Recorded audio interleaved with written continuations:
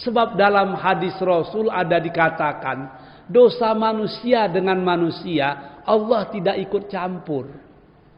Harus diselesaikan di dunia. Ummati, ummati, yaquluha lana yawmal qiyamati. Assalamualaikum warahmatullahi wabarakatuh.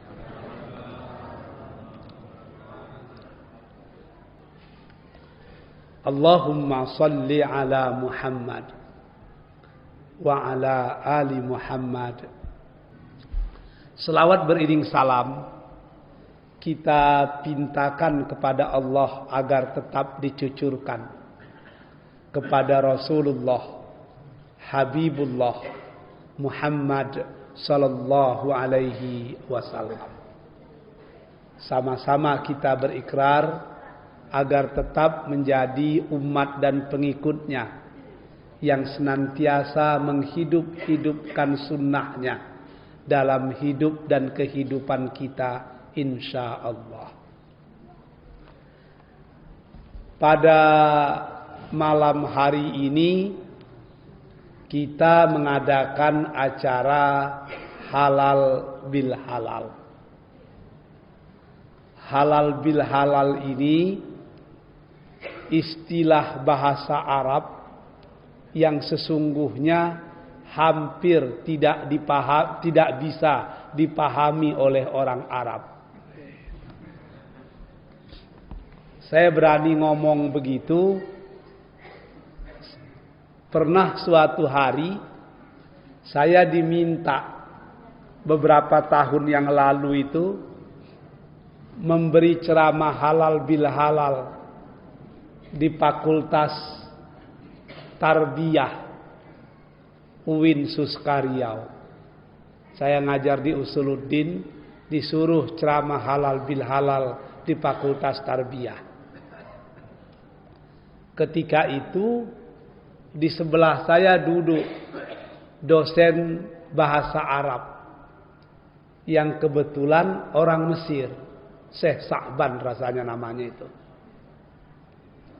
Jadi waktu duduk-duduk saya tanya dengan dia, Syekh, hal anta ta'rif ma makna halal bil halal?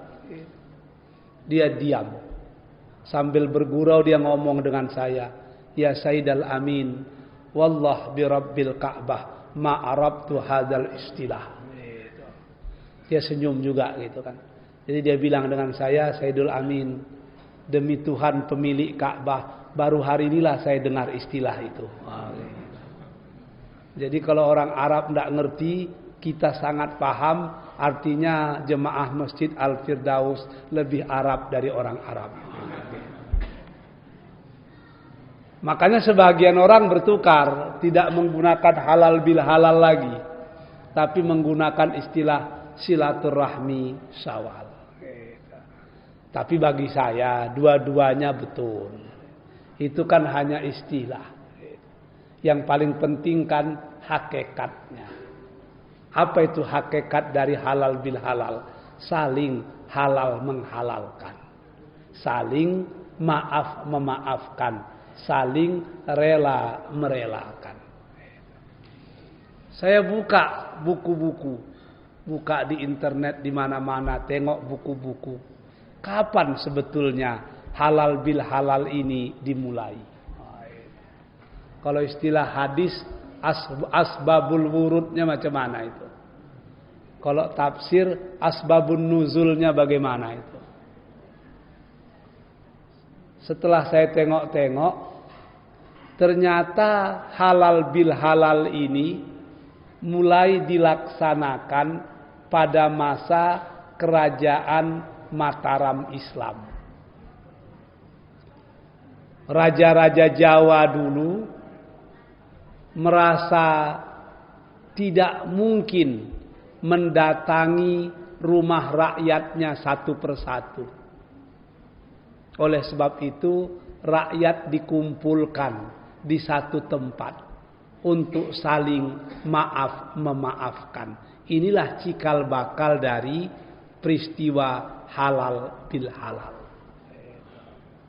Jadi untuk saling memaafkan, karena punya keterbatasan untuk mendatangi rumah ke rumah. Kalau kita lihat sejarah peradaban Jawa Islam itu, hampir semua istilah-istilah dalam budaya Jawa dulu itu sangat rapat dengan Islam. Setiap tahun diadakan acara sekaten. Sekaten itu kan bahasa Arab itu. Asalnya syahadatain. Jadi dikumpulkan orang, diadakan acara sekaten. Maksudnya acara untuk mengucapkan syahadatain. Sekaten itu diadakan di alun-alun. Alun-alun itu juga bahasa Arab. Berasal dari kata alwanun, artinya warna-warna. Maka alun-alun itu maksudnya diberi warna. Dari warna kejawen diberi warna menjadi warna Islam. Maka itu disebut dengan alun-alun. Dari alun-alun dalam acara sekaten mereka masuk ke istana. Istana bahasa Jawanya keraton. Tapi sebelum masuk keraton kita melewati pintu gerbang. Pintu gerbang bahasa Jawanya apa? Gafura. Orang yang sudah disahadatkan diwarnai dengan Islam masuk gafura. Gafura itu bahasa Arab. Ghafurun artinya keampunan. Siapa yang sudah mengucapkan syahadat diwarnai dengan Islam masuk ghafura, maka dia diampuni. Setelah masuk ghafura bertemulah dia istana. Istana bahasa Jawanya keraton. Keraton itu berasal dari bahasa Arab yang disebut dengan qurratun, artinya ketenangan jiwa. Jadi budaya Jawa asli itu luar biasa Islamnya. Tapi sayang kemudian dirusak oleh budaya kejawen. Budaya kejawen itu budaya Islam yang sudah dicampur aduk dengan budaya-budaya Hindu Buddha sebelumnya. Itu kalau kita baca buku Gotoloco, Darmo Gandul, sakit kepala kita dibuatnya. Ada orang Jawa di sini. Oh itu luar biasa. Jadi asalnya bagus gitu. Kalau Gotoloco Darmo Gandul itu kan kitab-kitab Jawa yang bicara tentang Islam tapi nyeleneh. Nyeleneh itu. La ilaha illallah itu dipahami dengan cara yang macam-macam itu. Sama juga lah dengan kita di daerah Melayu, di daerah Minangkabau. Kadang-kadang pemahaman Islam itu dipengaruhi oleh budaya-budaya sebelumnya, khususnya dalam dunia mentra-mentra. Nah, itu aneh-aneh itu. Dentoga seperti alif, dirondam ndak basah, digodam ndak pacah, dibakau ndak angwi dalam kalimah la ilaha illallah. Kan itu macam mana caranya itu kita bingung itu. Semuanya pakai la ilaha illallah, tapi isinya entah apa-apa semua itu. Kita tinggalkanlah kalau mengaji-ngaji yang itu harus malam Jumat itu. Bapak-bapak dan ibu-ibu yang dirahmati Allah. Kenapa halal bil halal itu dilaksanakan di bulan Syawal? Sebab Syawal itu bahasa Arab. Banyak artinya, tapi salah satu artinya kalau dalam bahasa Bugis ini ada abang saya orang Bugis ini. Syawal itu dalam bahasa Bugis diterjemahkan dengan to increase, to improve, meningkatkan. Maka bulan Syawal itu artinya bulan peningkatan. Apa maksudnya? Bulan Syawal itu merupakan bulan pembuktian. Bulan pembuktian apakah puasa kita berhasil. Kalau puasa kita berhasil, maka kita Syawal. Kita akan meningkat. Tapi kalau sesudah Ramadan, masuk bulan Syawal, amal kita tidak meningkat, berarti ada something wrong dalam puasa kita. Dan ini diingatkan Rasul. Banyak sekali orang yang berpuasa tapi tidak mendapatkan apapun dari puasanya. Banyak sekali orang yang bertanggang malam tapi tidak mendapatkan apapun dalam perbuatannya itu. Sehingga ada hadis populer yang banyak redaksinya tapi intinya satu. Salah satu redaksinya menyatakan kam min shaim laisa lahu min syiyamihi illal ju' wal atas. Terlalu banyak orang yang berpuasa tidak mendapatkan apapun dari puasanya terkecuali rasa lapar dan rasa haus. Yang lain tidak dapat. Habis arang basi binaso. Habis minyak samba ndak lama, habis santan gulai ndak jadi, habis. Tidak ada arti. Itu banyak sekali. Makanya setiap orang yang berpuasa pasti beridul fitri. Setiap orang yang berpuasa pasti berhari raya. Tapi tidak semua orang yang berpuasa akan beridul fitri. Apa beda idul fitri dengan hari raya?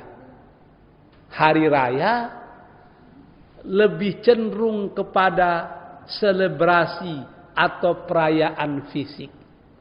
Tapi idul fitri itu merupakan perayaan kejiwaan. Apa itu idul fitri? Ada ya'ud, kembali. Al-fitri mungkin lebih cocok kita terjemahkan dengan hadis Rasul, kullu mauludin yuladu alal fitrah. Setiap anak yang lahir dalam keadaan fitrah, bersih, suci. Maka idul fitri artinya kembali kepada kesucian. Kenapa dikatakan kembali kepada kesucian? Orang yang betul-betul berpuasa, Allah hapuskan dosanya. Tapi dosa dengan Allah. Man shoma ramadanan imanan wahtisaban ghufira lahu ma taqaddama min zambi. Ada hadis lain menyatakan man qama ramadanan imanan wahtisaban. Artinya orang yang betul-betul bertanggang, betul-betul berpuasa pada bulan Ramadan, Allah hapuskan dosa-dosanya. Tapi itu hanya dosa kepada Allah. Bagaimana dengan dosa kepada manusia? Maka di bulan Syawal ini sebaiknya kita saling memaafkan. Kalau dosa dengan Allah selesai, dosa dengan manusia selesai, inilah yang disebut dengan Idul Fitri. Kembali kepada fitrah, kembali kepada kesucian. Seperti yang pernah kita ceritakan dahulu, dosa manusia ini kan terbagi dua. At least sekurang-kurangnya terbagi dua itu. Yang pertama dosa kepada Allah, yang kedua dosa kepada manusia. Dosa kepada Allah itu relatif lebih mudah menyelesaikannya. Sebab vertikal. Kalau dulu kita pernah tidak sholat, cepat-cepat taubat. Tidak ada masalah. Maklumlah waktu kita muda-muda dulu, apa yang tidak kita lakukan. Kalau kata orang Minang, bepacik langan lah belangan, bepacik batih lah bebatih. Tidak ada udang di balik batu, tidak ada nasi di balik karak, halal haram santuang tarui. Masih muda, apa yang tidak kita lakukan?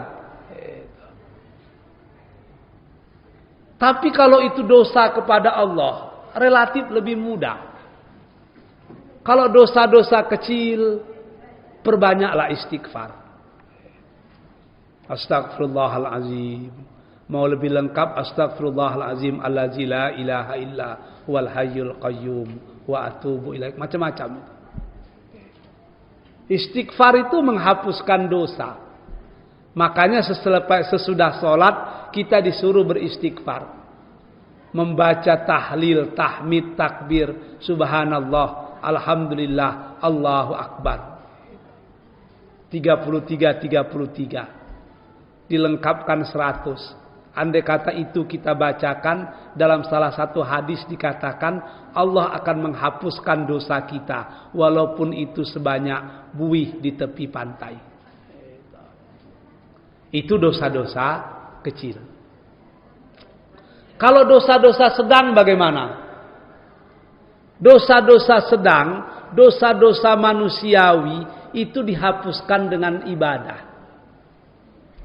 Sedekah menghapuskan dosa, zakat menghapuskan dosa, haji menghapuskan dosa, puasa menghapuskan dosa, dan yang paling hebat, solat itu menghapuskan dosa. Dalam hadis Rasul dikatakan antara solat dengan solat itu kifarah. Kalau kita solat isya tadi, dosa antara maghrib dengan isya selesai. Kalau kita sholat subuh besok, dosa antara isya dengan subuh selesai. Kalau kita sembahyang zuhur, dosa antara subuh dengan zuhur selesai. Ketika Rasul ngomong seperti itu, sahabat bertanya, "Ya Rasulullah, kalau demikian, kalau kami sholat 5 kali, artinya kami tidak punya dosa lagi." Nabi menjawab, "Kalau di dekat rumahmu ada telaga yang airnya sangat jernih, lalu kalian mandi 5 kali sehari semalam, ada ndak daki di tubuh kalian?" Kata sahabat, kalau udah mandi 5 kali, tentu tidak ada daki. Kata Rasul, begitulah solat yang 5 menghapuskan dosa, sebagaimana orang mandi 5 kali sehari semalam, itu akan menghapuskan daki dan noda yang ada di tubuhnya. Jadi solat itu merupakan alat penghapus dosa. Kalau dosa besar macam mana? Berjudi ndak, tapi waktu muda-muda dulu masang nomor buntui acok, itu dosa besar. Dosa besar itu. Minum tua ndak lah karena kotor, tapi minum whisky ada sekali-sekali, dosa besar itu. Mengganggu bini orang ndak, tapi mengganggu anak gadi orang acok, dosa besar itu. Nggak bisa. Itu nggak bisa dengan sholat, nggak bisa dengan puasa. Bagaimana cara menyelesaikannya? Tubu ilallah taubatan nasuha. Harus bertaubat kepada Allah dengan taubat yang sesungguhnya. Apa itu taubat? Menyesal terhadap apa yang pernah kita lakukan. Berikrar tidak mengulanginya lagi, dan mengganti kejahatan-kejahatan dengan kebaikan-kebaikan. Itulah taubat. Kalau itu kita lakukan, Allah akan hapus kejahatan kita, dan Allah akan ganti kejahatan-kejahatan masa lalu dengan catatan-catatan kebaikan di masa yang akan datang.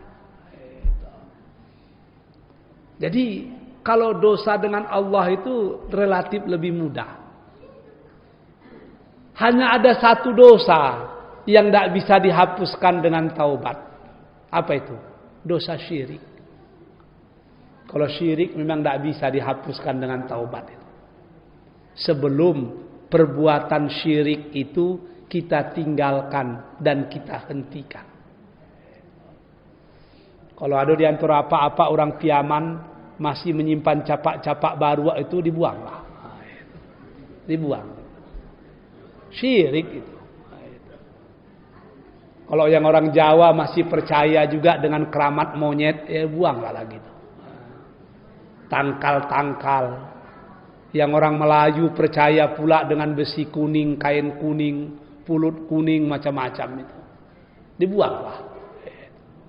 Ibu-ibu yang di belakang masih percaya dengan pelet ini, pelet itu, masih memakai susu ini, susu itu, dibuang.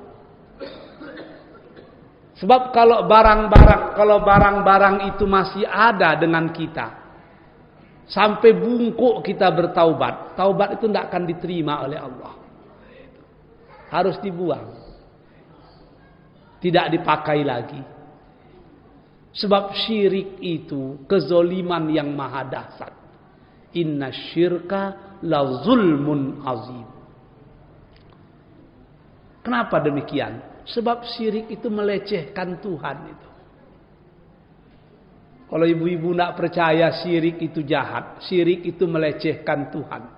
Coba ibu-ibu bayangkan, ketika ibu-ibu tidur di samping bapak, jam 2 pagi bapak mengigau, disebutnya nama perempuan lain. Bagaimana perasaan ibu-ibu? Besok pagi ketika menghidangkan kopi, pasti ibu tambah dengan sianida itu. Sedih itu, sedih. Sama juga dengan bapak-bapak ini, tidur kita dengan istri. Jam 3 pagi ketika kita mau tahajud, terdengar istri kita ngigau. Dipanggil-panggilnya nama laki-laki lain, berat itu. Kalau ada canduang dicatuk itu. Berat. Jadi syirik itu merupakan bahasa gaulnya kira-kira perselingkuhan ilahiyah itu. Tuhan kita selingkuhkan. Istri kita menyelingkuh kita, itu marah kita. Suami kita bermain kayu 3, kita marah itu. Sedih itu kalau dihianati. Bertemu kita pantun Melayu lama, limau manis masak di paya, elok dibuat sampiran kain. Mulut manis kepada saya, tapi kasih pada yang lain. Wah, berat. Berat itu. Berat. Kalau manusia diselingkuhi, marah. Apalagi Allah subhanahu wa ta'ala. Maka syirik itu tidak ada ampunnya. Terkecuali orang yang syirik meninggalkan perbuatan syirik tersebut. Jadi kalau dosa dengan Allah itu relatif lebih mudah. Yang susah itu dosa dengan manusia, ini yang paling susah. Sebab dalam hadis Rasul ada dikatakan, dosa manusia dengan manusia Allah tidak ikut campur. Harus diselesaikan di dunia. Sebab di akhirat nanti tidak bisa diselesaikan lagi, tidak bisa minta maaf lagi. Ad-dunya darul amal wal akhirah darul jaza. Kalau udah sampai di akhirat nggak ada minta maaf, yang ada cuman berter. Kita ambil hak orang itu tidak bisa dikembalikan. Pengembaliannya kebaikan kita berikan kepada orang itu. Kalau kebaikan kita sudah habis, maka kejahatan orang itu yang ditransfer kepada kita. Berat itu. Maka penyelesaiannya harus di dunia. Hutang piutang sampai bungkuk kita bertaubat. Kalau hutang tidak dibayar, ya tidak diampunkan Allah. Tidak bisa diampunkan. Bahkan Rasul Shallallahu Alaihi Wasallam itu pernah tidak menyolatkan orang yang mati dalam keadaan berhutang. Sahabat terkejut, kenapa tidak disolatkan? Dia berhutang dan dia tidak punya niat untuk membayar hutangnya. Maka Rasul tidak mensolatkan. Orang yang mati syahid itu biasanya langsung masuk ke surga. Terkecuali kalau punya hutang. Kalau hutangnya ada, ditangguhkan masuk surga. Sampai orang yang punya hutang menghalalkan atau karib karabatnya membayar hutang tadi. Jadi kalau orang yang mati syahid tidak bisa masuk surga karena punya hutang, apalagi orang mati sakit macam kita. Jadi orang yang punya hutang tidak disolatkan oleh Rasul.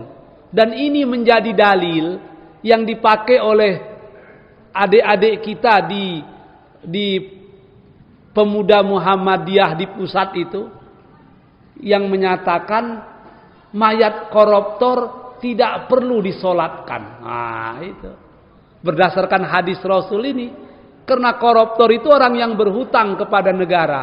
Orang yang berhutang Rasul saja tidak mensolatkan, apalagi para koruptor. Nah, maka pimpinan pusat pemuda Muhammadiyah bilang koruptor jangan disolatkan. Bukan tidak punya dalil, ada dalilnya. Sebab Rasul pernah tidak mensolatkan orang yang punya hutang. Lalu kalau kita punya hutang bagaimana? Bayar. Belum mampu membayar, tangguhkan. Tidak punya juga kemampuan, berniat. Kalau punya kemampuan, bayar hutang.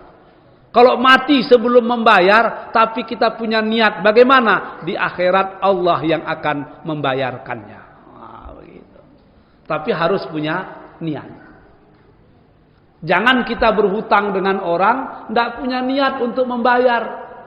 Yang kita lakukan memperbanyak sholat tahajud. Setelah sholat tahajud, kita berdoa kepada Allah agar orang yang punya hutang lupa hutangnya kepada kita. Nah, itu yang masalah. Gitu. Jadi dosa dengan manusia ini agak lebih rumit menyelesaikannya. Tidak bisa langsung bertaubat, tapi harus kita selesaikan di dunia ini. Bapak-bapak dan ibu-ibu, para undangan Allah yang berbahagia. Maka disinilah peran kita mengadakan acara halal bil halal. Di bulan Ramadan tadi kita berharap dosa kita selesai dengan Allah. Di bulan Syawal ini kita saling halal menghalalkan, redha meredai, maaf memaafkan. Artinya dosa kita sesama manusia juga selesai. Kalau dosa dengan Allah selesai, dosa dengan manusia selesai, maka kita disebut dengan Idul Fitri, orang yang kembali kepada kesucian. Minal aidin wal faizin, orang yang kembali kepada kesucian dan orang yang faizin, yang beruntung mendapatkan keampunan dari Allah Subhanahu wa taala. Bapak-bapak dan ibu-ibu yang dicintai Allah. Namun selaku manusia, sesungguhnya kita selalu disuruh untuk melakukan 4 hal. Sering saya ulang-ulang itu. Lakukanlah 4 hal. Apa yang 4 itu? 2 mesti diingat dan 2 mesti dilupakan. Apa yang mesti diingat itu? Yang pertama yang mesti diingat adalah kejahatan kita kepada orang. Kalau kita buat jahat kepada orang, menyakiti perasaan orang, ingat seumur hidup. Agar kita tidak mengulanginya yang kedua kali. Yang kedua yang mesti kita ingat adalah kebaikan orang kepada kita. Kalau orang buat baik kepada kita, sekecil apapun perbuatan itu, ingatlah. Dengan mengingat kebaikan orang, kita akan menjadi hamba Allah yang senantiasa bersyukur. Dan ada 2 yang mesti kita lupakan. Apa itu? Yang pertama, kebaikan kita kepada orang. Kalau kita buat baik kepada orang, lupakanlah. Kenapa? Kalau diingat-ingat, dikhawatirkan akan muncul sifat riya. Begitu muncul sifat riya, tidak ada lagi arti amal ibadah. Yang kedua yang mesti kita lupakan adalah kejahatan orang kepada kita. Kalau orang buat jahat kepada kita, tutup mata, lupakan. Kenapa demikian? Innal afwa aqrabu littaqwa. Memaafkan itu jauh lebih dekat kepada ketakwaan. Saya teringat itu. ketika terjadi peristiwa Fathul Makkah, penaklukan kota Mekah. Ada yang bilang 10.000, ada yang bilang 12.000 tentara Islam memasuki kota Mekah. Begitu memasuki kota Mekah, orang kafir Quraisy tidak bisa lagi melawan. Sebab yang datang bukan 1.000, 2.000, puluhan ribu. Ada yang bilang 10, ada yang bilang 12, bahkan ada yang bilang 14. Begitu masuk kota Mekah, Rasul mengumumkan, siapa yang ada di depan Ka'bah aman. Siapa yang masuk rumah Abu Sufyan aman. Maka orang kafir Quraisy berkumpul di depan Ka'bah. Ketika berkumpul di depan Ka'bah, orang-orang muhajirin mencari orang-orang yang dulu pernah bermasalah dengan mereka. Datang sahabat, ya Rasul, ini orang yang membunuh keluarga saya dulu. Saya meminta diadakan kisos. Datang lagi sahabat, ya Rasul, ini dulu yang mengganggu keluarga saya, kisos. Datang lagi, ya Rasul, ini yang merampok harta saya dulu, kisos. Semua membawa orang-orang yang dulu pernah menyakiti mereka. Dikumpulkan depan Ka'bah. Pada waktu itu Rasul berkata, siapa yang mau melakukan kisos, melakukan balas, silahkan lakukan. Tapi tolong kalian jangan ikut aku ke Madinah. Tinggallah di Mekah. Sahabat terdiam. Kami lebih mencintai engkau daripada jiwa kami sendiri. Bagaimana mungkin kami tinggal di Mekah sementara engkau kembali ke Madinah? Apa kata Rasul pada waktu itu? Kamu boleh ikut dengan aku ke Madinah. Tapi maafkanlah mereka. Sebab aku tidak suka dengan orang yang pendendam. Akhirnya dimaafkan semua. Setelah dimaafkan, apa yang terjadi? Berbalik 187 derajat. Apa yang terjadi? 180 derajat berbalik. Orang yang dulu memusuhi Islam akhirnya berbondong-bondong masuk Islam. Maka Islam itu seringkali menaklukkan hati orang bukan dengan kekerasan, tapi menaklukkan hati manusia dengan kelembutan. Saya sedih itu membaca cerita Umar bin Khattab. Seorang raja Mesir dengan pengawal-pengawalnya mencari Umar di Madinah. Sampai di Madinah, dicarinya istana Umar, tidak ketemu. Pergi ke masjid, ditengoknya ramai orang. Di depan masjid ada orang setengah tua tegak.